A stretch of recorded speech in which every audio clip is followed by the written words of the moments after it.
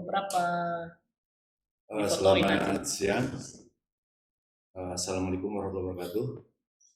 Ketemu lagi dengan podcast Suara Rakyat, dan semoga para pemirsa semuanya dalam keadaan sehat walafiat dan selalu sukses dan lancar dalam beraktivitas.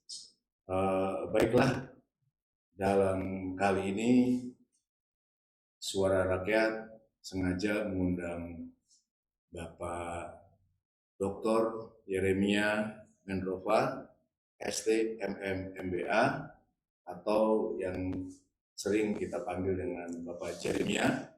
Beliau adalah Ketua Komisi 5 di DPRD Provinsi Banten.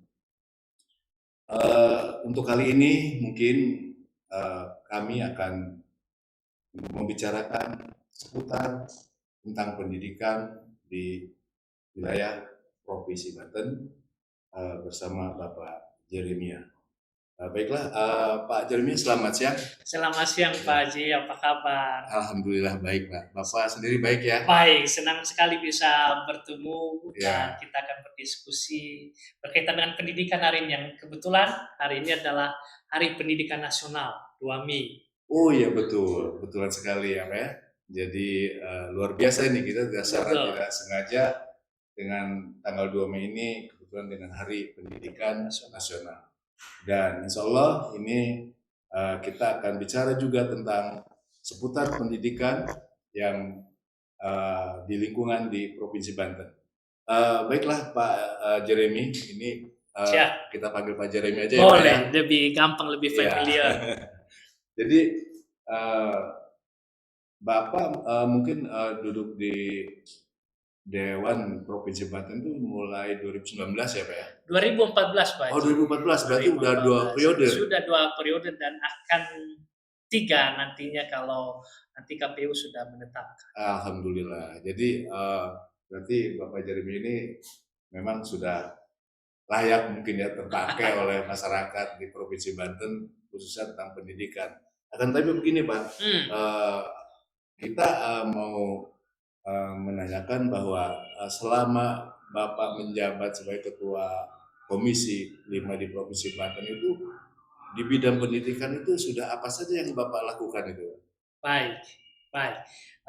Terima kasih Pak Haji, sekali lagi senang bisa berdiskusi khususnya berkaitan dengan tema pendidikan di Hari Pendidikan Nasional.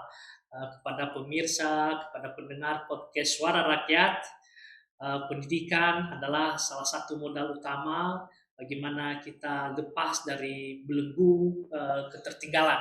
Maka melalui momen Hari Pendidikan Nasional pada hari ini, ayo terus tingkatkan kompetensi, kemampuan, keterampilan, pengetahuan, karena tidak ada hal lain selain daripada kita bersekutu dengan ilmu pengetahuan dan teknologi.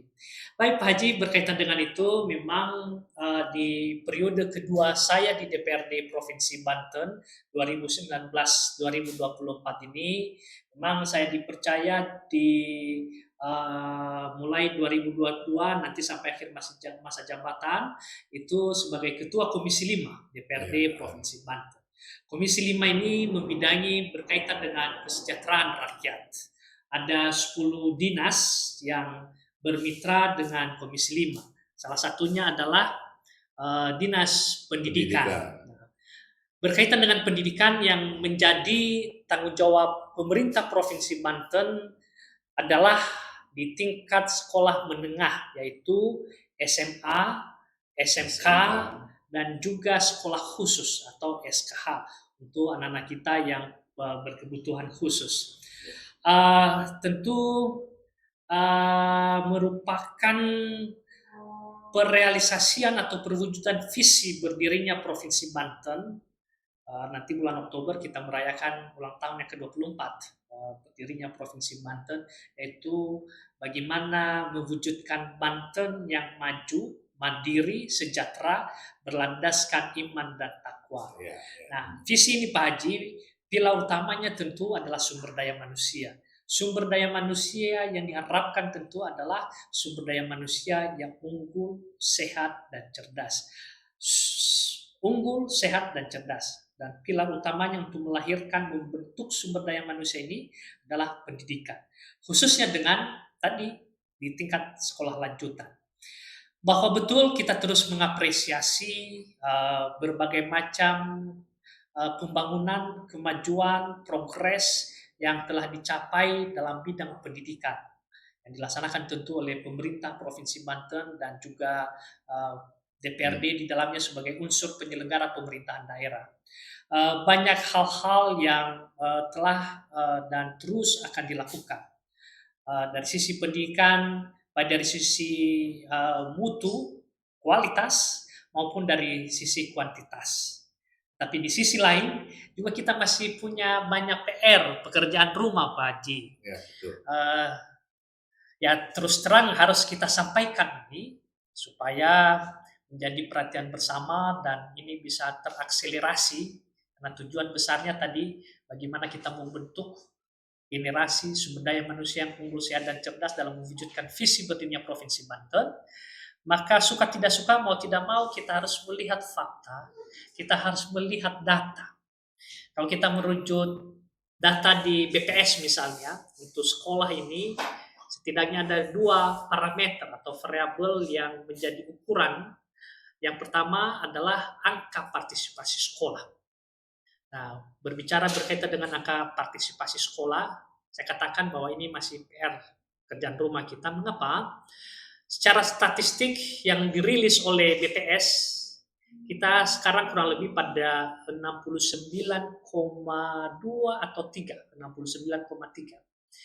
Sedangkan angka partisipasi sekolah di rata-rata nasional itu sudah berada di level 72 sekian. Artinya, angka partisipasi sekolah kita masih di bawah rata-rata nasional. Nah, ini menjadi PR bersama, PR kita semua.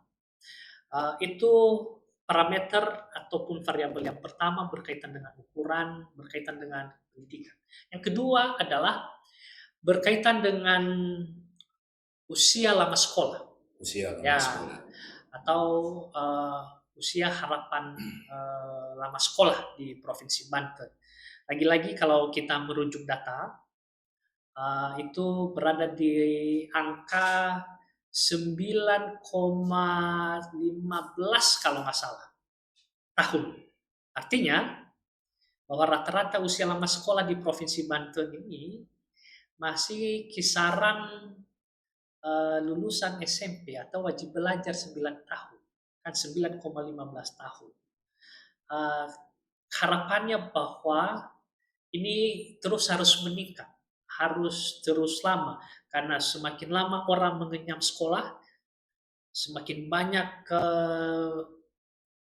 yang duduk di bangku sekolah, semakin tinggi jenjang pendidikannya, maka tadi sumber daya manusia, indeks pembangunan manusia kita semakin meningkat.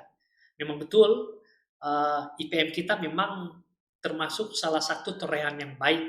Indeks pembangunan manusia kita di Provinsi Banten dari target misalnya tahun 2023 itu berada di angka 73, sekian, tapi capaiannya adalah pada 75,77. Artinya secara indeks pembangunan manusia kita melampaui target.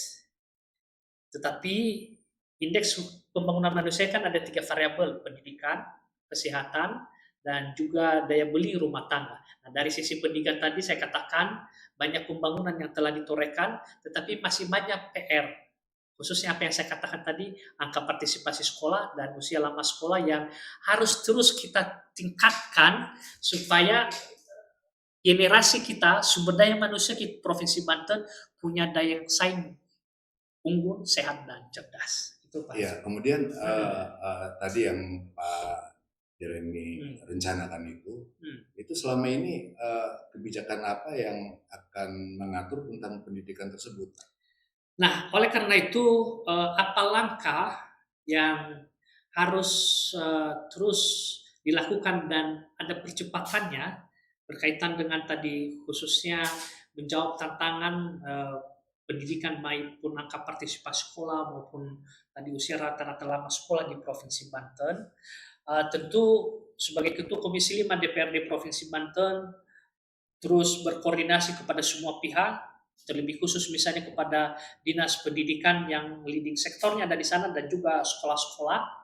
Bagaimana yang pertama adalah kita meningkatkan kapasitas sekolah kita, memudahkan akses kapasitas. Artinya bahwa dalam rangka meningkatkan kapasitas ini ada penambahan ruang kelas baru misalnya, ada penambahan unit sekolah baru misalnya, kemudian juga bagaimana stakeholder yang lain. Stakeholder yang lain ini misalnya swasta, bagaimana terus pemberdayaan sekolah-sekolah swasta untuk terus mengambil bagian dalam pembangunan pendidikan di Provinsi Banten.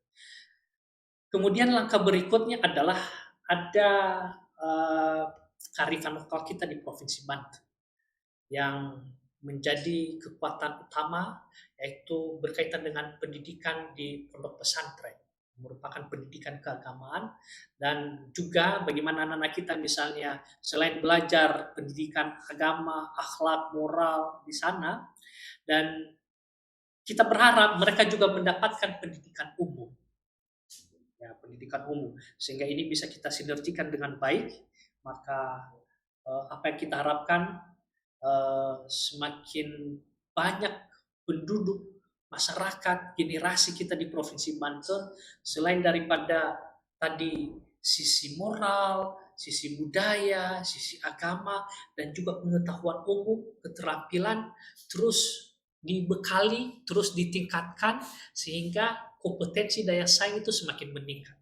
Nah, dengan seperti itu Pak, apa Bapak yakin untuk cara penerapannya ke seluruh wilayah Banten itu akan terlampaui? Tentu tadi yang pertama adalah perlu komitmen semua pihak, perlu komitmen semua stakeholder yang ada, yang tujuan besarnya tadi bagaimana generasi kita punya daya saing. Nah, langkah apa yang dilakukan pemerintah Provinsi Banten, termasuk DPRD, kita terus dorong untuk memberdayakan semua sumber daya yang ada. Sumber daya yang saya katakan tadi, selain daripada sekolah-sekolah negeri, SMK negeri, SMA negeri, sekolah khusus negeri yang dimiliki Provinsi Banten, yang masih daya tampungnya, Pak Haji, itu masih kurang lebih 30-35% dari lulusan SMP. SMP. Daya tampung negeri kita itu berada di level kurang lebih sekitar 35%. Nah, artinya bahwa sumber daya yang lain sekolah swasta tadi, juga termasuk misalnya pondok pesantren, ini terus harus diberdayakan dalam membangun sumber daya manusia kita di Provinsi Banten. Kemudian berikutnya, suka tidak suka, mau tidak mau juga, bahwa dalam menjawab tantangan ini, kita harus memanfaatkan teknologi. Nah, ini yang terus kita dorong pemerintah Provinsi Banten untuk memanfaatkan teknologi dalam dunia pendidikan. Mengapa? Dengan teknologi ini bisa cepat terselesaikan tanpa misalnya membangun, sekarang ini Pak Haji, kalau kita membangun sebuah unit sekolah baru, tentu harus ada lahan. Kemudian berikutnya membangun gedungnya. Ini kan prosesnya secara konvensional, ini kan prosesnya butuh waktu. Tetapi kalau teknologi, kan belajar itu sekarang ini kan tidak mengenal tempat, tidak mengenal waktu, bahkan tidak mengenal katakan lokasi, karena bisa belajar di mana saja, kapan saja, dan di mana saja. Saya sadari bahwa ini memang belum menjadi sebuah kebiasaan, belum menjadi sebuah budaya, bagaimana terus teknologi ini menjadi bagian dalam kehidupan kita. Tapi sekali lagi saya katakan, sadar tidak sadar, kita harus manfaat karena kita semua ini juga sudah mulai ketergantungan hidup kita pada teknologi. Nah, mengapa dalam membangun pendidikan kita di Provinsi Banten, kita juga tidak memanfaatkannya. Nah, ini yang terus kita dorong, memanfaatkan teknologi ini. Nah, ini terus cuma begini Pak, apakah dengan tadi yang Bapak ungkapkan itu, apakah memang pendidikan di wilayah Banten itu sudah merata sampai ke pelosok-pelosok gitu Pak? Jadi yang Bapak ucapkan tadi ya Pak Melek itu memang hasil daripada penilaian atau laporan dari semua stakeholder bahwa memang betul di wilayah Provinsi Banten ini sudah pendidikan itu sudah betul-betul merata sampai pelosok. Nah, uh, ya berkaitan dengan pemerataan, memang salah satu tugas pemerintah adalah bagaimana melakukan pemerataan pembangunan, bagaimana memperkecil gap, bagaimana memperkecil ketimpangan atau disparitas baik antar manusia maupun antar wilayah. Ya, kita menyadari memang Provinsi Banten dengan beragam kondisi yang ada, sehingga ada sedikit disparitas misalnya di wilayah selatan dengan dibandingkan di wilayah utara. Tetapi ini saya katakan tadi bahwa pemerintah harus terus bagaimana disparitas gap dan pemerataan ini pemerataan semakin dirasakan oleh masyarakat khususnya di bidang pendidikan. Provinsi Banten memang terus terang juga banyak membangun sekolah di wilayah Demak, Pandeglang berkaitan dengan unit sekolah baru. Dan di sisi lain juga Pak Haji, faktanya memang antusiasme sekolah ke negeri di perkotaan memang lebih tinggi. Daya tampungnya kita masih kurang di perkotaan. Di wilayah tadi yang saya katakan pelosok, daya tampungnya memang tanda kutip masih bisa menampung siswa yang ada dibandingkan dengan apa yang di kota. Karena kita bisa melihat ketika PPDB itu selalu kita mendengar berbagai macam dinamika yang terjadi ketika PPDB dan itu kebanyakan terjadi di wilayah perkotaan. Ya betul Pak. Cuma gini, PPDB tersebut salah satunya ada kriteria pembatasan zonasi itu.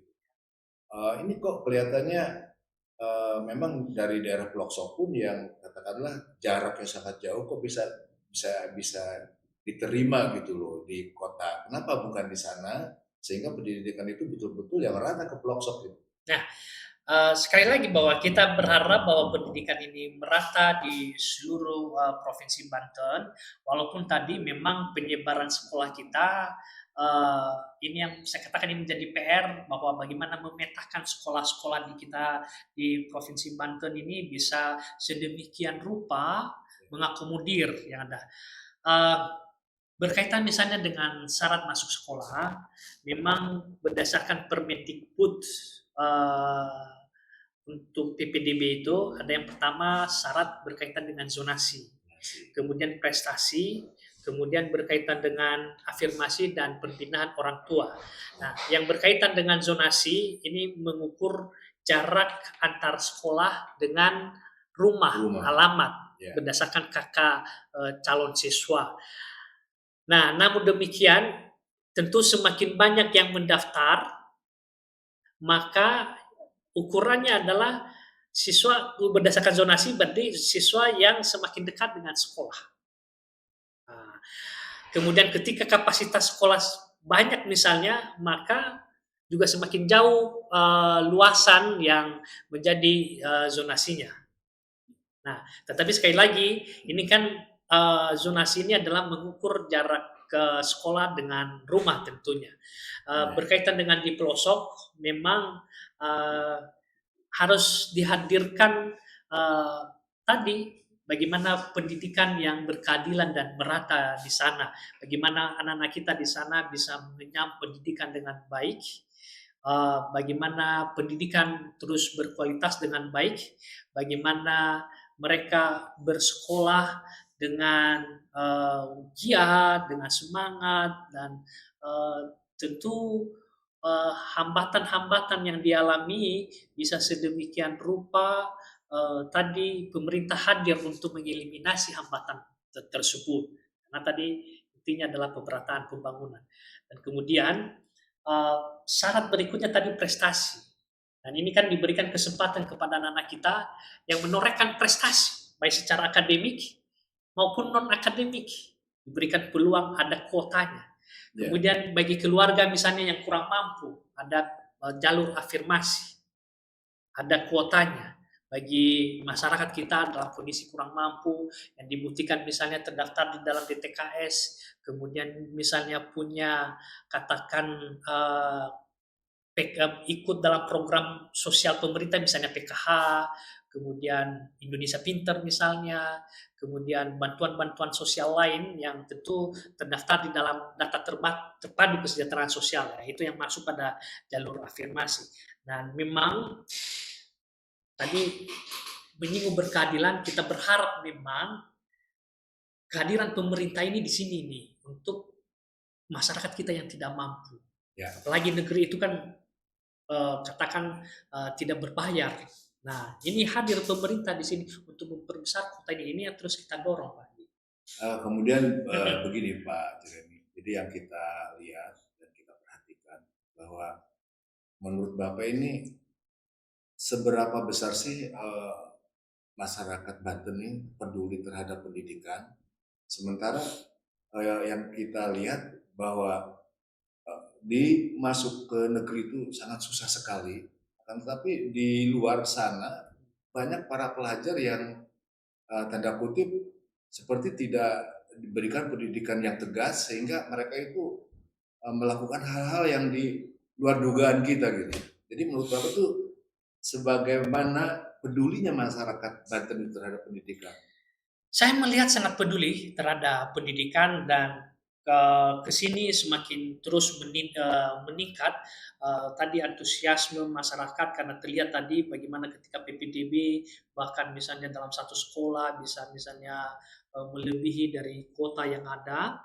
Kemudian di sisi lain bahwa apa namanya antusiasme masyarakat kita di Provinsi Banten terus membekali diri, itu juga saya melihat. Di sisi lain juga bahwa apa yang Pak Haji katakan tadi bahwa tantangan lainnya kita di dalam masa kekinian ini atau zaman now atau zaman teknologi ini yang berkaitan dengan misalnya pergaulan bebas, berkaitan dengan sibuk sendiri dengan gadgetnya ya, misalnya di dalam ruang kelas guru mengajar di depan sibuk dengan handphone misalnya. Gurunya ya?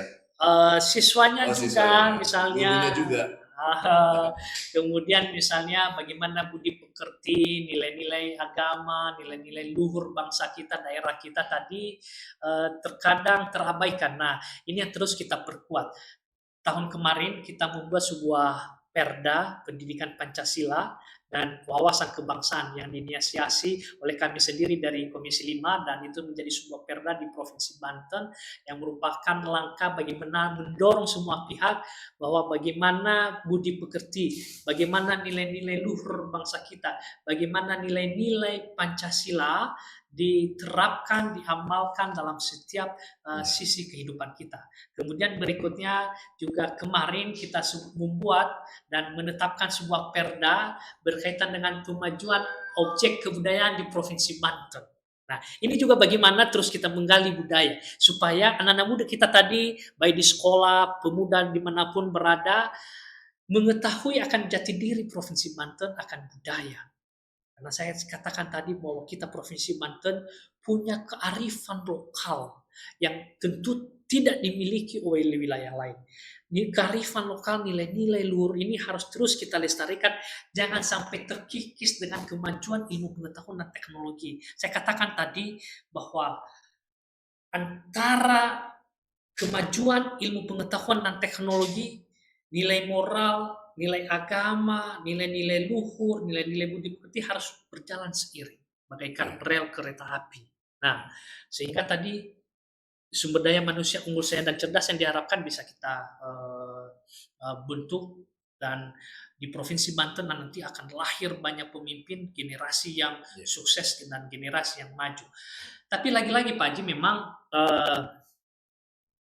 baik kami di DPRD, pemerintah Provinsi Banten, dan semua pihak yang terus mendorong ini, kalau kita tidak bersama-sama, bergandeng tangan, berkolaborasi, mengerahkan anak-anak kita, supaya mereka tadi tidak terjerumus pada pergaulan-pergaulan, tadi walaupun misalnya kita semua membuat peraturan daerah, tetapi tidak ada partisipasi semua pihak, maka itu juga tidak optimal. Oleh karena itu, secara regulasi kita membentuk, secara program walaupun masih belum optimal dan kita terus dorong untuk optimal, misalnya terus direncanakan, terus misalnya masuk dalam penganggaran, terus direalisasikan.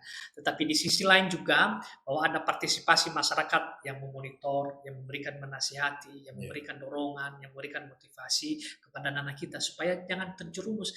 Mereka supaya sedemikian rupa memanfaatkan waktunya sebaik mungkin untuk membentuk diri, untuk belajar, untuk menguasai ilmu pengetahuan dan teknologi. Itu yang kita harapkan, Pak Haji. Ya, cuma begini Pak, bahwa guru itu adalah memang merupakan salah satu tokoh pendidikan ya Pak ya. Pendidikan yang memang harus pahlawan tanpa tanda ya, jasa. Yang harus kita hargai. Kemudian bagaimana tuh cara pemerintah memberikan penghargaan kepada guru, baik itu dari tingkat bawah sampai katakanlah dosen gitu, agar para guru itu lebih semangat. Atau ada pertemuan rutin dari Komisi 5 kepada guru-guru yang memang harus diberikan semangat itu.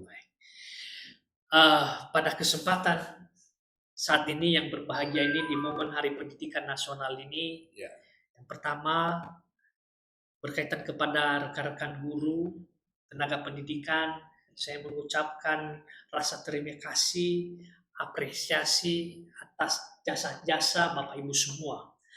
Saya ini juga berada pada kondisi saat ini adalah berkat jasa Bapak Ibu guru.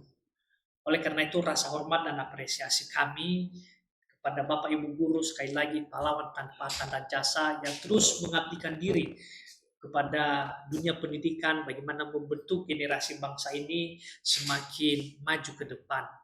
Pak Haji, ya memang saya sendiri dan komisi terus juga hadir di tengah-tengah dunia pendidikan kita, khususnya ketika misalnya ada kesempatan kami hadir di sekolah-sekolah, kami mantau di sekolah-sekolah, khususnya di SMK, SMA, kami mengambil kesempatan. Selain bersilaturahmi, kami juga memberikan motivasi dan dorongan. Itu dari sisi dukungan secara moral. Kemudian di sisi lain bahwa dalam rapat-rapat misalnya pembahasan anggaran, kami terus dorong Dinas Pendidikan pemerintah Provinsi Banten untuk memberikan hak-hak kepada guru-guru kita, kepada tenaga pendidikan sebagaimana mestinya. Jangan sampai mereka mendapatkan keterlambatan misalnya pembayaran honor, pembayaran gaji, atau pembayaran tukin. Kita terus mendorong untuk dipercepatan, walaupun memang beberapa hari-hari terakhir ini saya mendapatkan misalnya informasi atau via WA bahwa Pak, ini honor kami belum sampai. Kemudian ketika kami menanyakan ini kok belum ditransfer, alasan misalnya rekeningnya salah. Nah, oleh karena itu memang butuh semua pihak ini bahwa sekali lagi kita harus mengapresiasi pengabdian Bapak Ibu guru. Tetapi di sisi lain juga syarat-syarat secara teknis berkaitan misalnya pencairan mungkin perlu dilengkapi sedini mungkin dan dicek apakah ada hal-hal yang perlu dikoreksi sehingga tadi keterlambatan atau kesalahan transferan misalnya tidak terjadi. Itu harapan kita. Tapi yakin kami Komisi 5 terus melakukan pengawasan berkaitan dengan ini. Kemudian juga kami terus mendorong pemerintah Provinsi Banten untuk meningkatkan kompetensi guru-guru kita. Apakah misalnya berikan pelatihan, baik pelatihan menggunakan APBD kita, baik pelatihan misalnya kita punya Badan Pengembangan Sumber Daya Manusia misalnya, baik juga misalnya pelatihan yang bisa memanfaatkan dana BOS melalui sekolah-sekolah.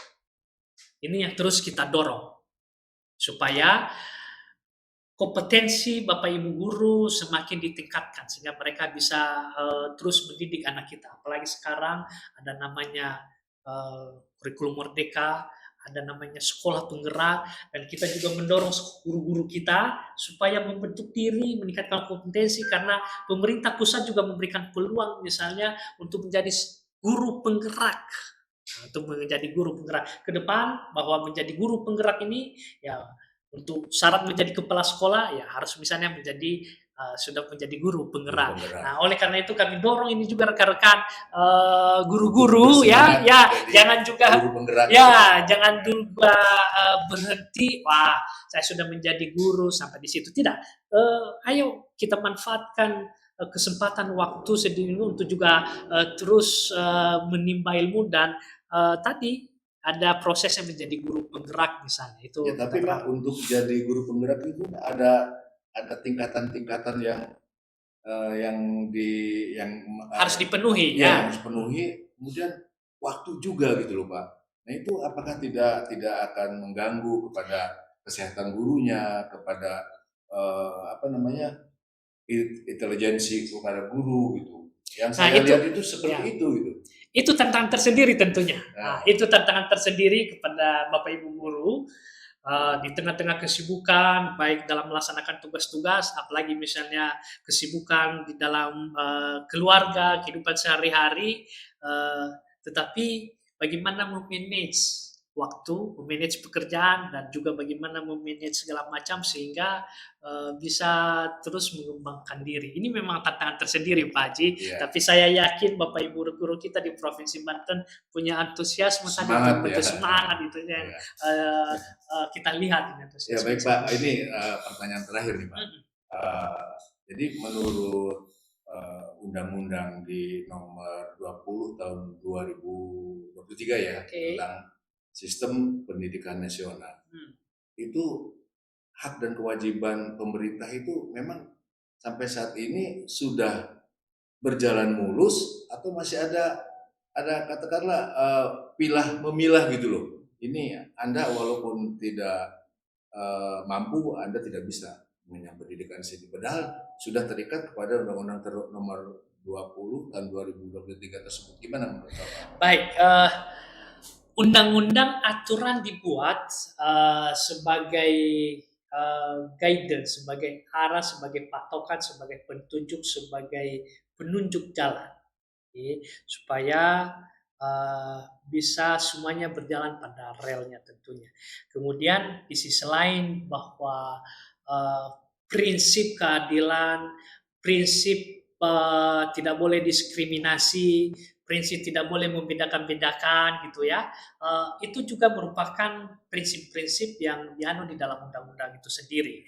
Dan oleh karena itu dikatakan misalnya bagaimana pelaksanaannya ya, harapan semua memang berjalan seperti tanpa ada hambatan, tetapi di dalam dunia nyata kita tidak bisa memungkiri berbagai macam hal-hal, rintangan atau katakan semacam apa itu namanya yang mengganggu misalnya. Oleh karena itu bahwa kan ada sebuah prinsip yang terus dalam melaksanakan undang-undang ini harus terus dipegang, tetapi prinsip ini juga tidak boleh kaku gitu kan, dengan melihat situasi dan kondisional. Prinsip yang saya mau katakan tadi bahwa sebagai misalnya pelaksana undang-undang, sebagai pejabat publik, sebagai pelayan masyarakat, prinsipnya adalah bagaimana kita melayani masyarakat sedemikian rupa. Dengan tadi ada guideline undang-undang, tetapi prinsip melayani ini yang harus terus kita dorong supaya ditingkatkan. Sehingga dengan prinsip melayani, ketika kita melaksanakan tugas, ketika misalnya ada guru kita, ada masyarakat kita yang butuh mendapatkan pelayanan yang tidak mengetahui misalnya syarat-syarat yang diatur di dalam undang-undang dan peraturan, diberikan pemahaman sedemikian rupa, diberikan sosialisasi. Jangan hanya stop, wah tidak memenuhi syarat, oh tidak ada seperti ini. Kan itu artinya kan tidak fleksibel. Tetapi ketika misalnya ada hal-hal yang tidak terpenuhi, berikan jalan keluar. Dalam hal, oh ini misalnya lengkapi ini, cara melengkapinya seperti ini, kemudian berikan jalan keluar lain. Begitu juga anak-anak kita misalnya yang tadi terbentur dengan segala macam pembiayaan misalnya, untuk masuk mendapatkan pendidikan. Katakan misalnya, dia tidak bisa masuk sekolah negeri dengan berbagai macam persyaratan yang memang kita akui bahwa masyarakat kita yang kurang mampu tidak punya sumber daya untuk menggali berbagai macam informasi. Terkadang hanya menerima kenyataan. Nah, disitulah hadir pelayan publik, pekerja publik, pejabat publik untuk memberikan jalan keluar kepada masyarakat kita. Kita hadir di situ untuk melayani mereka. Nah, ketika misalnya tidak ada kesempatan mereka masuk negeri, berikan jalan keluar misalnya, katakan mendaftar misalnya di sekolah swasta. Oh, tidak sanggup biaya misalnya. Kan kita bisa mencari misalnya mendaftarkan untuk mendapatkan Indonesia Pinter misalnya, program pemerintah. Kemudian berikutnya misalnya bisa kita mengajukan kepada Basnas. Basnas punya program memberikan beasiswa kepada anak-anak, kepada umat yang kurang mampu.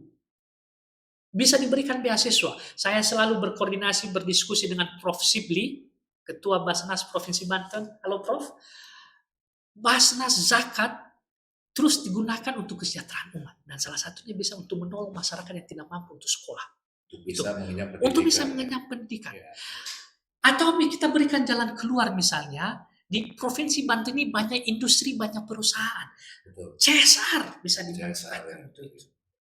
Oleh karena itu, saya mengajak semua pejabat publik, semua pelayan masyarakat yang ada di Provinsi Banten, ayo semangat melayani masyarakat di Provinsi Banten. Kita melayani mereka sebaik mungkin. Kita berikan jalan keluar, kita berikan hal-hal masukan-masukan sehingga ada jalan untuk mereka, baik tadi mengenyam pendidikan, bisa mendapatkan bantuan sekolah, bisa juga misalnya guru-guru kita bisa mendapatkan tambahan dari sisi kompetensi misalnya, semua ada jalan keluar. Saya selalu mengatakan Pak Haji, kalau kita hanya mengandalkan APBD, APBD kita 11 triliun, kalau kita hanya mengandalkan APBD dalam membangun Banten ini, sumber daya yang ada dengan APBD ini masih terbatas. Ya.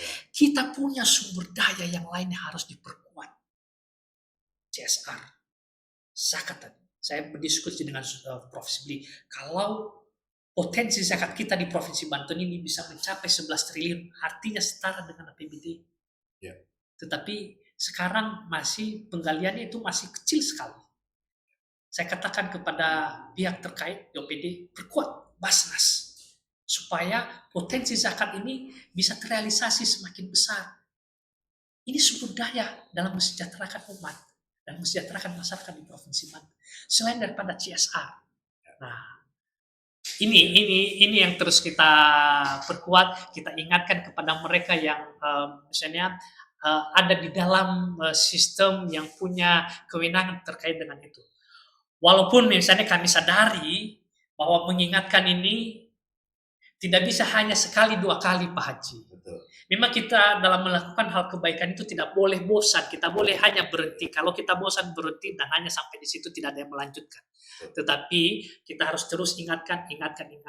Tapi saya yakin suatu saat bisa terwujud terrealisasi. Seperti apa yang kita harapkan, mewujudkan Banten yang maju, mandiri, sejahtera, berlandaskan iman dan takwa, sumber daya manusia yang unggul, sehat dan cerdas tadi di Provinsi Banten, saya yakinnya bisa terrealisasi di Provinsi Banten.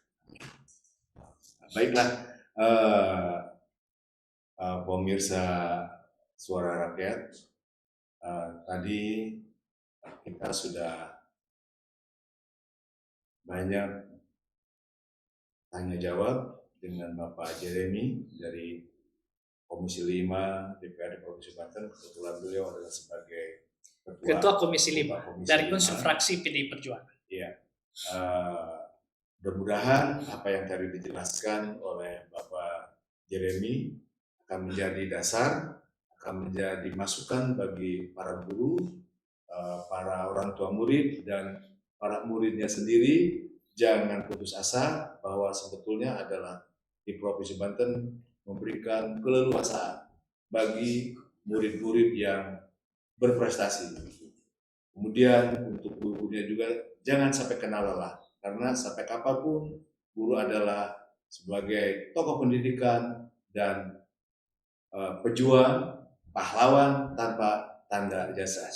Kita ketemu lagi di momen yang berbeda, di hari yang berbeda dengan suara rakyat. Terima kasih. Terima kasih Pak Jiri. Sudah memberikan luar biasa. Saya senang sekali. Kita ketemu lagi. Sampai jumpa di lain waktu dengan suara rakyat. Yuk kita nyuara Sararea. Assalamualaikum warahmatullahi wabarakatuh. Salam sukses. Sukses.